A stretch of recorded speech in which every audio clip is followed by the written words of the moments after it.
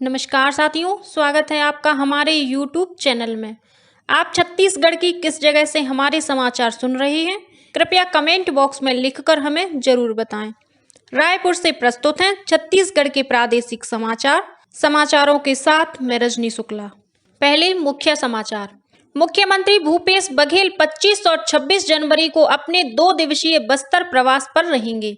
जगदलपुर में गणतंत्र दिवस के मुख्य समारोह में शामिल होने के लिए बस्तर पहुंच रहे हैं मुख्यमंत्री।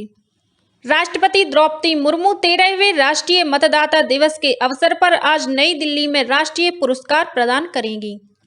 कल राष्ट्रीय बालिका दिवस मनाया गया।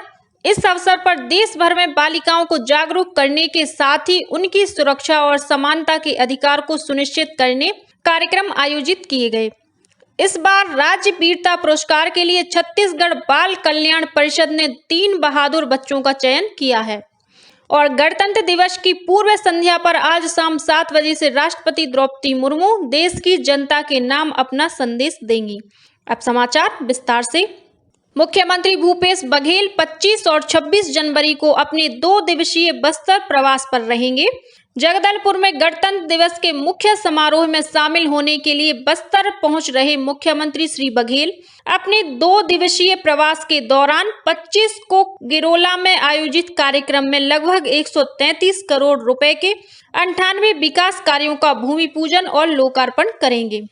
प्रस्तावित कार्यक्रम के अनुसार जगदलपुर के धर्मपुरा में आयोजित छात्रावासी विद्यार्थियों के संभागीय सम्मेलन में भी शामिल होंगे। इसके पश्चात लामनी पार्क में निर्मित पक्षी विहार तथा डोंगा घाट में बायोगैस से संचालित विद्युत निर्माण गृह का शुभारंभ करेंगे।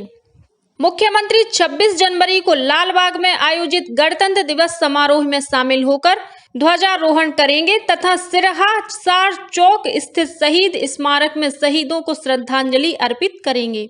इसके पश्चात आमागुड़ा चौक में पुलिस स्मारक स्थल तथा चेक के उन्नयन कार्य का शुभारंभ करेंगे। मुख्यमंत्री इस दौरान तुरेनार में ग्रामीण औद्योगिक पार्क का अवलोकन भी करेंगे। राष्ट्रपति द्रौपदी मुर्मू 13वें राष्ट्रीय मतदाता दिवस के अवसर पर आज नई दिल्ली में राष्ट्रीय पुरस्कार प्रदान करेंगी। इस वर्ष का विषय है मतदान जैसा कुछ नहीं, मैं अवश्य मतदान करूंगा। ये उन मतदाताओं को समर्पित है जो मतदान प्रक्रिया में शामिल होकर अपने मताधिकार का इस्तेमाल करते हैं। निर्वाचन आयोग ने कहा है कि सर्वश्रेष्ठ निर्वाचन अभ्यास राष्ट्रीय पुरस्कार उन राज्य और जिला स्तर के अधिकारियों को दिया जाएगा जिन्होंने पिछले वर्ष चुनाव के दौरान उत्कृष्ट प्रदर्शन किया। इस अवसर पर मैं भारत हूँ, हम भारत के मतदाता हैं गीत का प्रदर्शन भी किया जाएगा। इस बीच राष्ट्रीय मतदाता दिवस के अवसर पर आज होने वाले राष्ट्रीय स्तरीय समारोह में निर्वाचन कार्यों में उल्लेखनीय योगदान देने वाले अधिकारी, कर्मचारी और मतदाताओं को वोट डालने के लिए प्रेरित करने वाले जिलों को सम्मानित किया जाएगा। कार्यक्रम की मुख्य अतिथि राज्यपाल अनुसुईया उइके होंगी। कार्यक्रम की अध्यक्षता राज्य निर्वाचन आयुक्त ठाकुर राम सिंह करेंगे। कार्यक्रम में राज्य स्तरीय पुरस्कार और विशेष संक्षिप्त पुनरीक्षण के लिए लकी ड्रा के माध्यम से विजेताओं के नाम की घोषणा की जाएगी।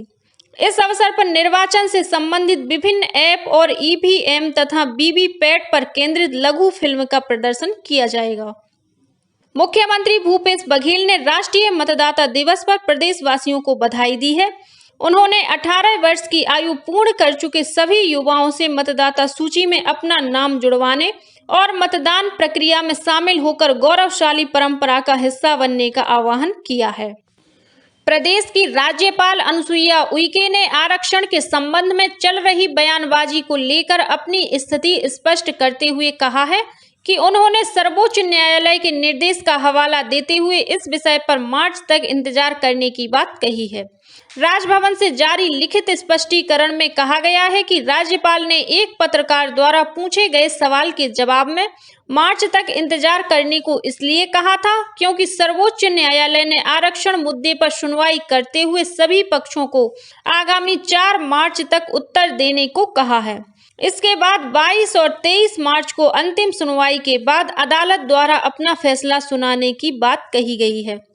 राजभवन द्वारा यह भी कहा गया है कि राज्य सरकार से क्वांटिफाइबल डाटा की रिपोर्ट मांगी गई थी जो अभी तक प्राप्त नहीं हुई है। राज्य सरकार ने छत्तीसगढ़ के करीब 3 लाख कर्मचारियों के सामने नई और पुरानी पेंशन योजना में से किसी एक को चुनने का विकल्प मांगा है।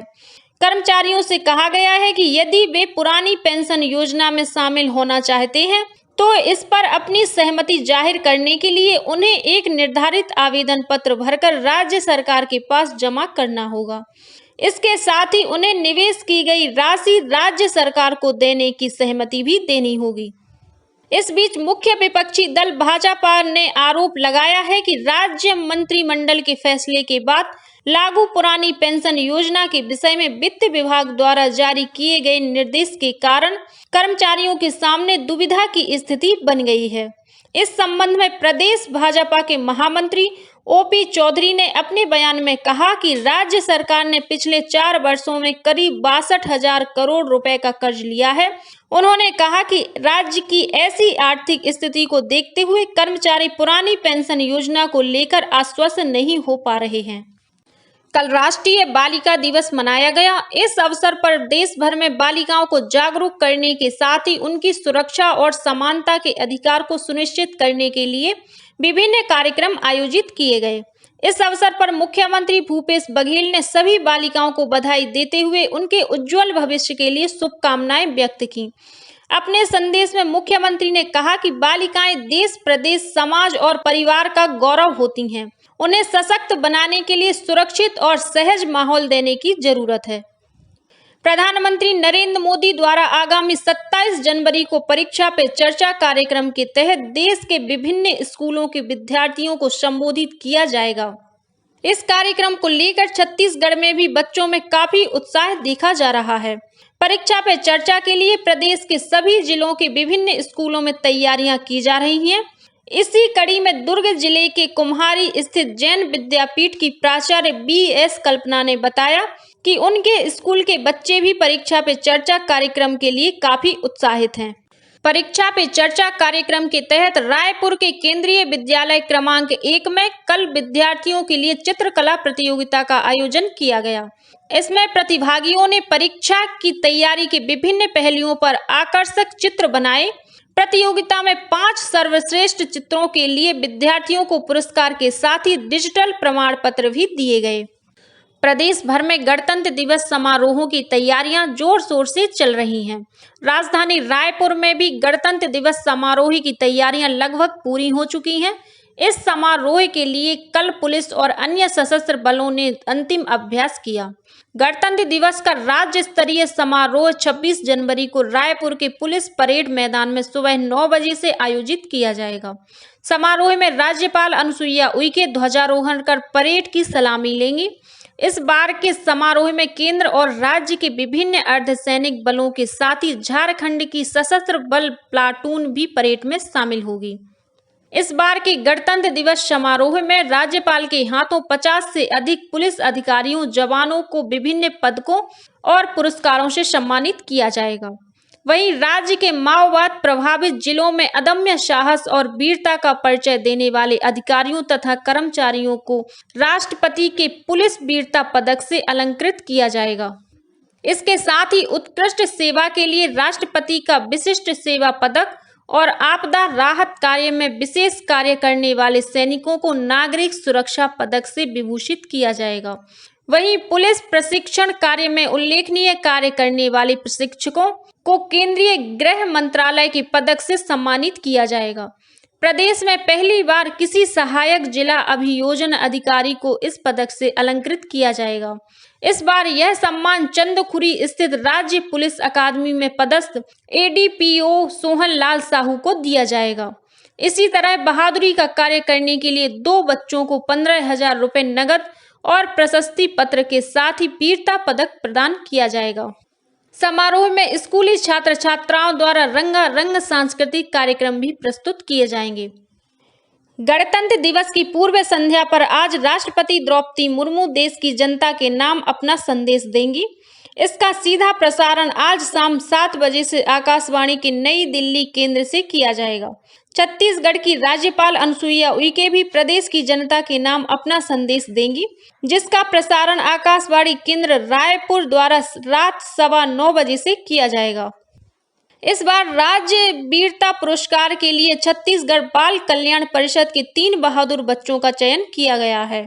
परिषद के उपाध्यक्ष राजेंद्र निगम ने बताया कि कांकेर जिले के भानबेड़ा गांव की 8 वर्षीय बालिका जंबावती फुआर्य, बेमित्रा जिले के चुहका गांव निवासी 12 वर्षीय सीताराम यादव और महासमुंद जिले के खल्लारी गांव की बालिका छाया विश्वकर्मा शामिल हैं। जंबावती ने तैरना नहीं जानने के बावजूद नदी में कूदकर अपनी बहन और मां की जान बचाई। वहीं छाया विश्वकर्मा ने पागल कुत्ते के हमले से अपनी बहन की जान बचाई। सीताराम यादव ने बाढ़ के बावजूद नदी में कूदकर 2 बालिकाओं में से एक की जान बचाने में सफलता हासिल की। इन तीनों बच्चों को 26 जनवरी को राजधानी में होने वाले गणतंत्र दिवस समारोह में राज्यपाल अनुसुईया उइके द्वारा राज्य वीरता पुरस्कार से सम्मानित किया जाएगा। राजनांदगांव जिले के एटमेटा गांव में बीती रात एक कार के पलट जाने से वाहन चालक की मौके पर ही मौत हो गई। पुलिस के अनुसार मुख्य मार्ग पर अचानक एक मवेशी के आ जाने से यह दुर्घटना हुई है। वाहन चालक द्वारा अचानक ब्रेक लगाए जाने से कार पलट गई। इस दुर्घटना में 6 लोग घायल भी हुए हैं, जिनमें से 3 की हालत गंभीर बताई जाती है। इन सभी को राजनांदगांव के अस्पताल में भर्ती कराया गया है। वहीं बालोद जिले के डोंडी लोहारा क्षेत्र में एक स्कूल वाहन और ट्रेलर की टक्कर हो गई। इस दुर्घटना में कोई हताहत नहीं हुआ है। और अब कुछ अन्य खबरें संक्षेप में। भारतीय जनता पार्टी ने अपने जनजाति मोर्चे की कार्यकारिणी का विस्तार किया है। मोर्चे के प्रदेश अध्यक्ष विकास मरकाम ने विभिन्न जिलों में अध्यक्ष के अलावा अन्य पदाधिकारियों की सूची जारी की है। प्रदेश के सेवानिवृत्त IAS अधिकारी अशोक अग्रवाल को भारतीय रेड क्रॉस सोसाइटी की छत्तीसगढ़ शाखा का अध्यक्ष बनाया गया है। उन्होंने कल रेड क्रॉस सोसाइटी के दफ्तर में पहुंचकर अपना पदभार ग्रहण किया। भारतीय इस्पात प्राधिकरण सेल के स्थापना दिवस पर कल दुर्ग के जयंती स्टेडियम में 5 किलोमीटर की दौड़ का आयोजन किया गया। इसमें स्कूली बच्चों के अलावा भिलाई इस्पात संयंत्र के सेवानिवृत्त कर्मचारियों ने भी बड़ी संख्या में भाग लिया। और मनेन्द्रगढ़ चिरमिरी भरतपुर जिले के कलेक्टर PS ध्रुव ने झगराखांड, मनेन्द्रगढ़ और खोंगा पानी के नगरीय निकायों में पदस्थ नगर पालिका अधिकारियों को कार्य में लापरवाही की शिकायत मिलने पर कारण बताओ नोटिस जारी किया है। इसी के साथ छत्तीसगढ़ के समाचारों का ये बुलेटिन समाप्त हुआ। नमस्कार।